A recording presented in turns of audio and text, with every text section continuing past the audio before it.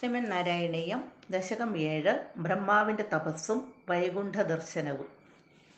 ഗജാനന പത്മാർക്കം ഗജാനനമഹർനിശം അനേകദം തം ഭക്താനാം ഏകദന്തമുപാസ്മഹേ.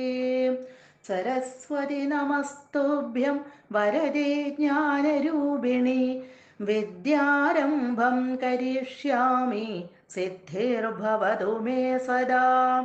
ഗുരുർബ്രഹ്മ ഗുരുർവിഷ്ണുർഗുരുർദേവോ മഹേശ്വര ഗുരുഃ സാക്ഷാത് പരം ബ്രഹ്മ തസ്മൈ ശ്രീ ഗുരവേ നമഃ. ശ്ലോകം 10. ഓം നമോ ഭഗവതേ വാസുദേവായ. ആദാംബ്രേ ചരണേ വിനമ്രമഥതം ഹസ്തേന ഹസ്തേ സ്പൃശൻ ബോധസ്തേ ഭവിതാന്ന സർഗവിധിഭിർബന്ധോപി സഞ്ജായതേ. യത്യാഭാഷ്യഗിരം പ്രദോക്ഷ്യ നിതരാം തച്ചിത്തഗൂഢസ്വയം സൃഷ്ടൗ തം സമുദൈരയ സ ഭഗവൻ ഉല്ലാസയോല്ലാഖദാം.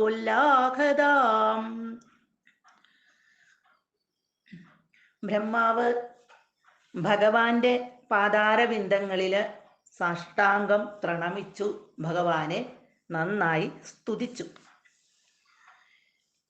അഥ ഉടനെ ആദാംബ്രേ ചരണേ ചുവന്ന തൃച്ചേവടിയിൽ താമരപ്പൂ പോലെയുള്ള ആ പാദങ്ങളിൽ വിനമ്രം തം വീണ് നമസ്കരിച്ച തം ആ ബ്രഹ്മാവിനെ ഹസ്തേന കൈകൊണ്ട് ഹസ്തേ കൈക്ക് സ്പൃശൻ പിടിച്ചെഴുന്നേൽപ്പിച്ചിട്ട് ഭഗവാൻ പറഞ്ഞു. ഭഗവാന്റെ പാതാരബിന്ദങ്ങളിൽ വീണ് നമസ്കരിച്ച് സ്തുതിച്ച് ആ ബ്രഹ്മാവിനെ കൈകൊണ്ട് പിടിച്ച് എഴുന്നേൽപ്പിച്ചു.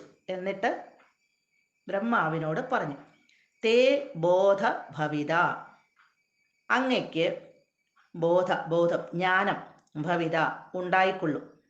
സർഗവിധിഭി ബന്ധ സൃഷ്ടിപ്രവൃത്തികൾ കൊണ്ട് സൃഷ്ടികൾ ചെയ്യുന്നത് കൊണ്ട് ബന്ധ കർമ്മബന്ധം അഭി ന സഞ്ജായതേ ഉണ്ടാവുകയുമില്ല.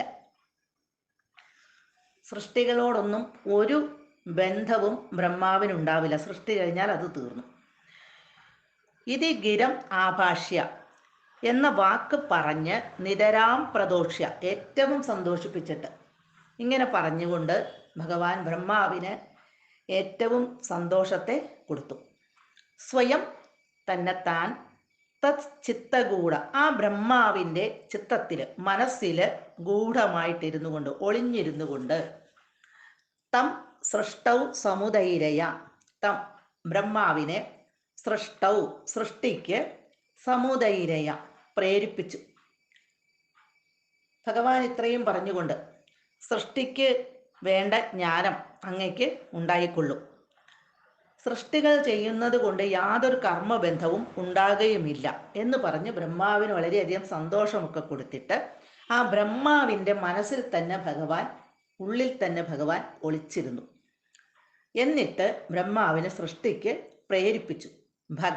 ഭഗവാനേ സ ആ നിന്തിരുവടി ഉല്ലാഖദാം ഉല്ലാസയ ആരോഗ്യം വർദ്ധിപ്പിച്ച് തരണേ. അങ്ങനെയുള്ള ഭഗവാനെ ഭഗവാൻ എനിക്ക് ആരോഗ്യത്തെ വർദ്ധിപ്പിച്ച് തരണേ. എൻ്റെ എല്ലാ രോഗങ്ങളെയും മാറ്റി എനിക്ക് ആരോഗ്യം തന്ന് അനുഗ്രഹിക്കണേ. രോഗമില്ലാത്ത അവസ്ഥ തന്ന് അനുഗ്രഹിക്കണേ.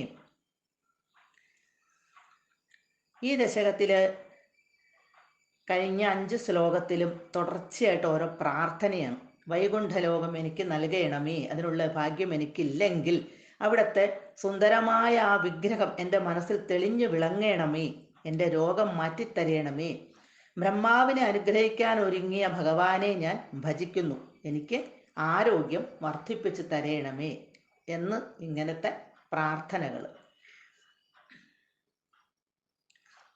4 ശ്ലോകത്തിലും വിഭോ എന്നും അതുപോലെ തന്നെ ഭഗവൻ എന്നും സംബോധനയുണ്ട്. സർവവ്യാപിയായതുകൊണ്ട് എല്ലായിടത്തും വ്യാപിച്ച് നിൽക്കുന്നവനായതുകൊണ്ട് തൻ്റെ ആഗ്രഹമെല്ലാം ഭഗവാൻ അറിയാം.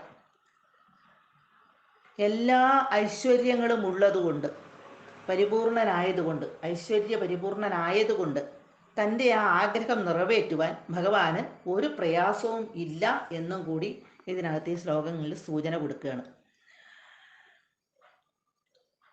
ഇതോടെ 7ാമത്തെ ദശകം അവസാനിക്കുന്നു. ശ്രീ ഗുരുവായൂരപ്പ ശരണം.